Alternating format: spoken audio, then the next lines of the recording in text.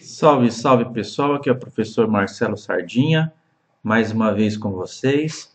Hoje, especialmente, vamos falar um pouco sobre comércio, ok? Nosso tema, então, é bem interessante e vai tratar a respeito sobre as relações de trocas a nível de mundo, tá? Então, vamos pensar um pouquinho, antes de mais nada, o que seria o comércio, né? Comércio nada mais é, então, do que a troca de produtos. Antigamente isso era feito através do escambo, né? Eu tinha um produto X, você tinha o Y e nós fazíamos as trocas. Com o passar do tempo e o desenvolvimento da economia, foi se criando as trocas através de moedas. O dinheiro foi criado e aí essas trocas acabam sendo feitas através de uma moeda, ok?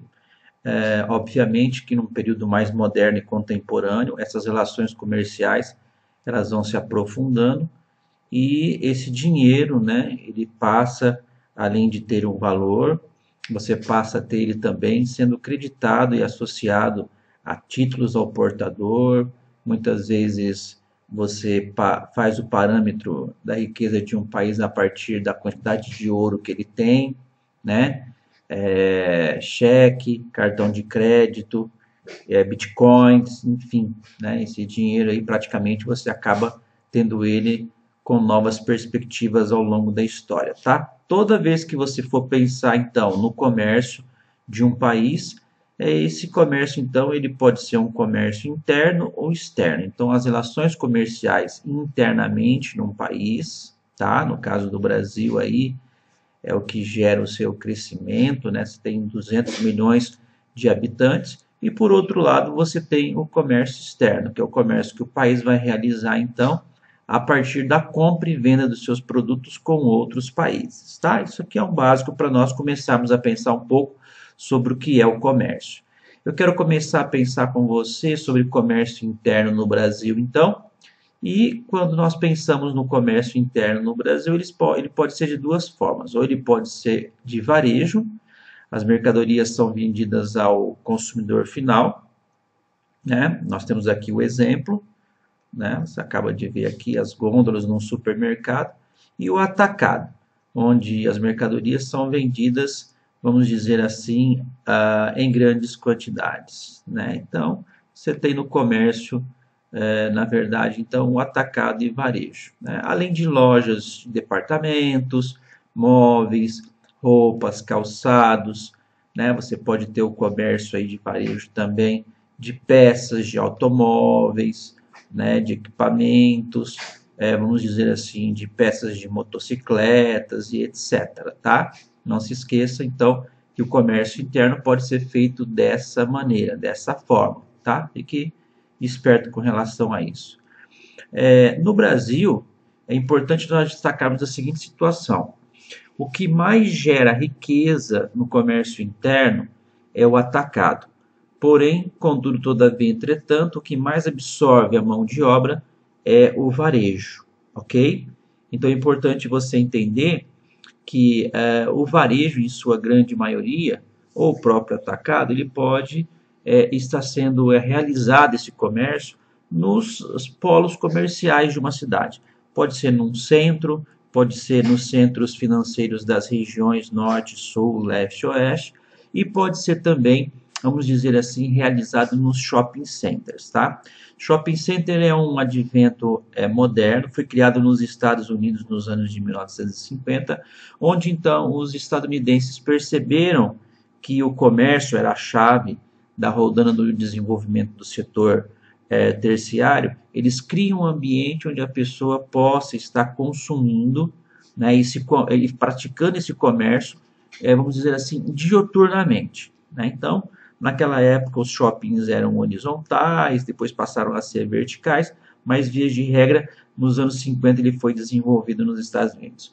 No Brasil, ele começa a ganhar corpo aí mais por volta dos anos 80, 90 e anos 2000, tá? Então, vamos falar um pouquinho sobre os shopping centers a nível de Brasil. Eu tenho um mapa aqui que mostra para você o número de shoppings por regiões, sem sombra de dúvidas, o maior destaque é para a região sudeste, a porcentagem em relação à média nacional, né, e o valor em bilhões aí de reais, estamos falando do ano de 2016, ok? Né? Não se esquecendo que da região sudeste o destaque é para o estado de São Paulo, com 178 shoppings, 53 na capital, né? Importante a gente entender que é onde nós temos aí essas características. O primeiro shopping a nível de Brasil foi Iguatemi, em 66, em São Paulo. E alguns números sobre os shoppings que envolvem o Brasil, né?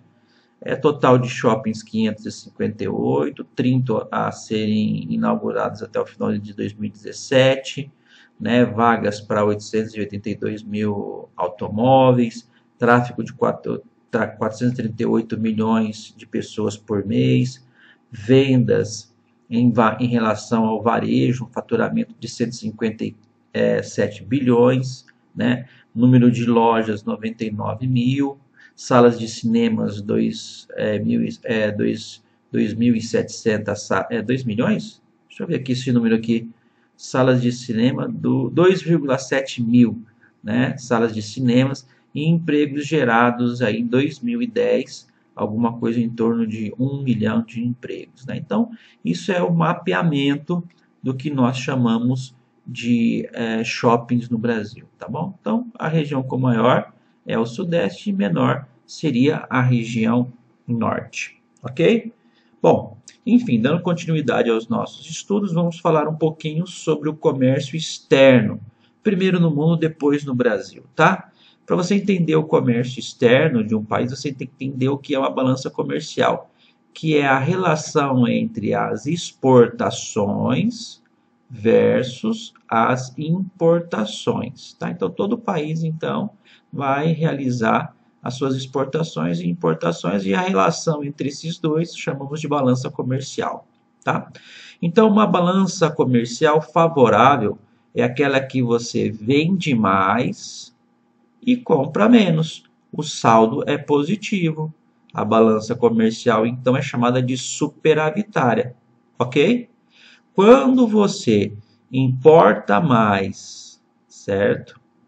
Compra mais e vende menos, você fecha a balança comercial no negativo. Estamos falando, então, de déficit. O que é ideal, então, né? É você ter uma balança comercial equilibrada, né? Mantendo ali em equilíbrio o que entra e o que sai, ok? Então, é com base nisso que nós pensamos o comércio externo de um país, através da balança comercial, tá? O comércio internacional ele tem toda uma história, desde a antiguidade, passando pela Idade Média moderna, mas é num período mais recente que é mais importante para nós entendermos o comércio internacional, tá?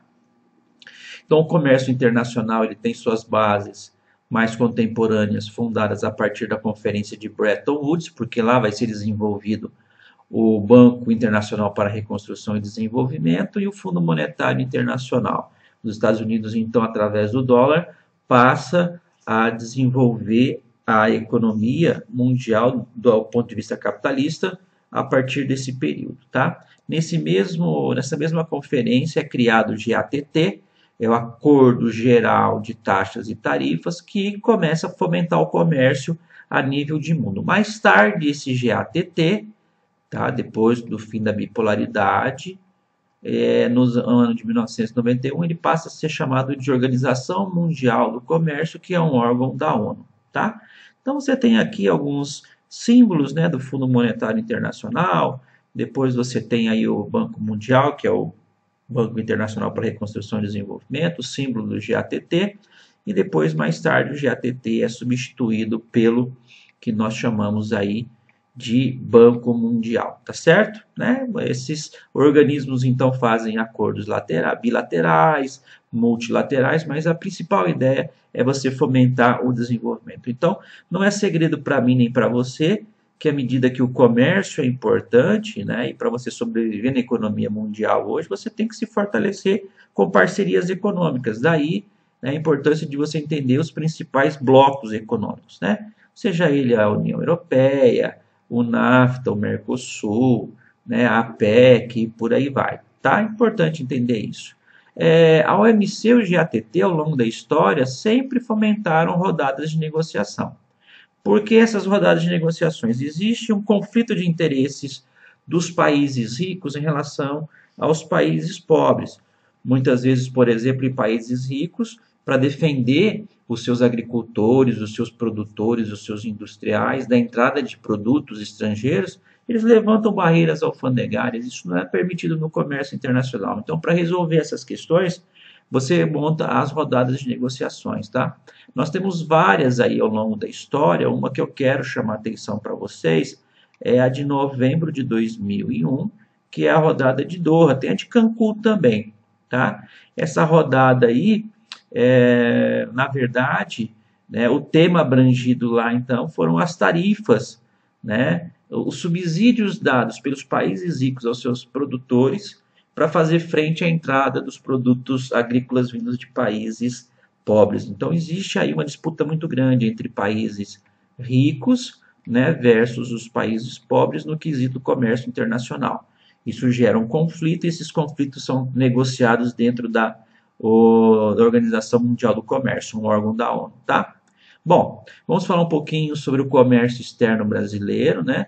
O comércio brasileiro, então, do Brasil, ele participa, ele vem acompanhado dessas mudanças internacionais, na Divisão Internacional do Trabalho. O Brasil tem sua participação, né? Mesmo que seja um mero fornecedor de commodity, o Brasil tem essa participação nessas relações de troca, né? O Brasil tem aí vários corredores de exportações e importações, que são portos desde Belém do Pará, São Luís, lá no porto de Itaqui, né, na região de Recife, o Suape, o Novo Agora, Tubarão, Rio de Janeiro, né, Porto de Santos, São Sebastião, Paranaguá, Rio Grande do Sul, Itajaí. São esses corredores aqui que o Brasil pratica as suas importações e exportações, exportando e importando, tá?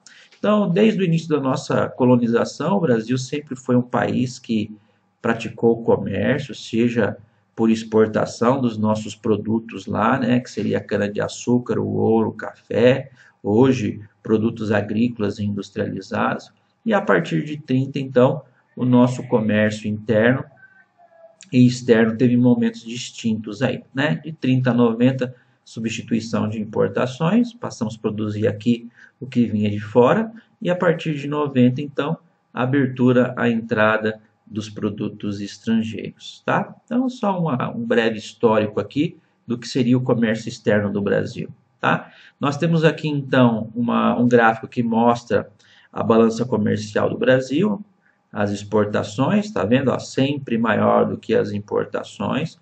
O Brasil, ao longo da sua história, sempre teve uma balança comercial superavitária, né?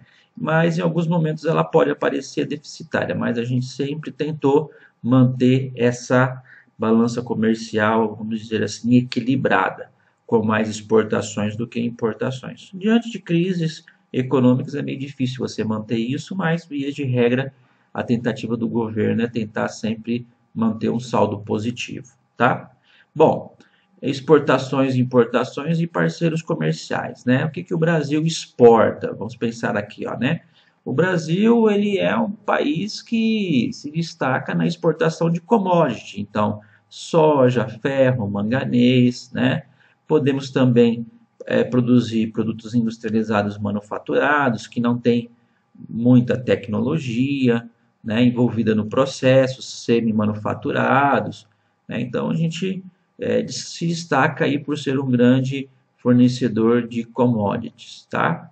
E o que nós importamos? Naquilo que nós não temos, que seria máquinas, produtos químicos, automóveis, equipamentos eletrônicos, motores, né, bens de informática, petróleo também, para poder fazer aí o óleo diesel. Então é importante nós entendermos aí o que sai e o que entra do país, tá? Através dos seus corredores de exportação. Legal? Vamos ver um pouquinho, então, os nossos parceiros comerciais, né? Tanto no quesito a exportação quanto importação, a China tem um destaque importante, tá? Depois nós temos Estados Unidos, a União Europeia, né? E a Argentina, né? Também temos aí a Coreia do Sul e o Japão como os nossos principais parceiros comerciais, né? Então aqui, ó, você tem uma tabelinha que mostra aí os parceiros em 2018 e a importância da China, né? União Europeia, Estados Unidos e também o Japão, tá? Ou melhor, a Argentina. Com relação aos blocos econômicos, bastante NAFTA, bastante União Europeia, né? Blocos a PEC, Cooperação Econômica Ásia-Pacífico, também tem uma importância bacana. Nos últimos anos, estamos diminuindo bastante aí comércio com o Mercosul. Por quê? Porque a gente produz a mesma coisa que grande parte dos países do Mercosul, tá? Bom, vamos pensar um pouquinho sobre as exportações e importações do Brasil com relação às suas unidades federativas, né? Então, o que a gente percebe aqui? Quem está mais nessa corzinha para o lado de cá exporta mais, quem está para o lado aqui exporta menos, né? Então, destaque aqui para os estados, né? De Santa Catarina, São Paulo, aqui, se não me falha a memória, Pernambuco, aí o Amazonas, né, e estados que mais importam, né? Então é importante a gente entender que São Paulo é um estado aí que se destaca nesse contexto das exportações, ok? Bom, pessoal, aqui nós terminamos nossa aula sobre comércio a nível de mundo e Brasil. Espero que você tenha compreendido. Sucesso e até a próxima!